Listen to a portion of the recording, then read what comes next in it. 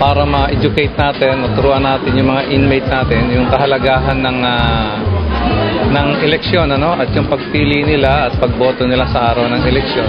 At para matutunan din nila kung paano ang tamang pagboto, yung pagmamarka dun sa balota, kung paano ipasok sa PCOS machine at saka sa pagmamarka sa kanilang mga daliri.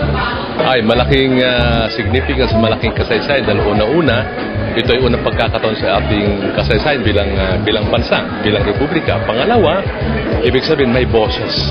Ang preso, ang boses ay poder at kapangyarihan. So ngayon sila po ay pakikinggan ng mga kandidato, ng mga politiko at pinakinggan. Ibig sabihin ang buhay nila ay mabibigyan ng atensyon, lalo na buhay sa loob ng bilangguan.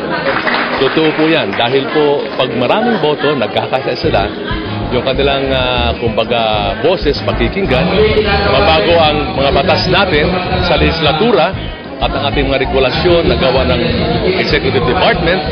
Kaya po malaking bagay. Kasama po natin ang BJMP, okay? Kasama po natin ang CHR, Commission on Human Rights, kasama po natin ang Preso, Covenant, kasama po natin ang CBCB, kasama po natin ang Caritas Manila, of course ang aming mga kasama sa COMELEC.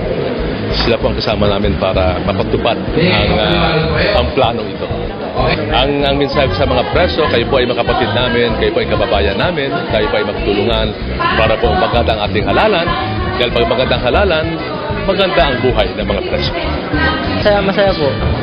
Dahil kayo po bilang pong preso, may karapatan na po kayo para bumoto po. Kaya bilang kami bilanggo, sana makapahalagaan din kami sa bilangguan.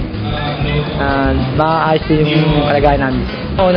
Inaano ko sila na bumoto din sila dahil bawat isang tao may karapatan po tayo bumoto para hindi po natin yung para mamahalap po sa atin.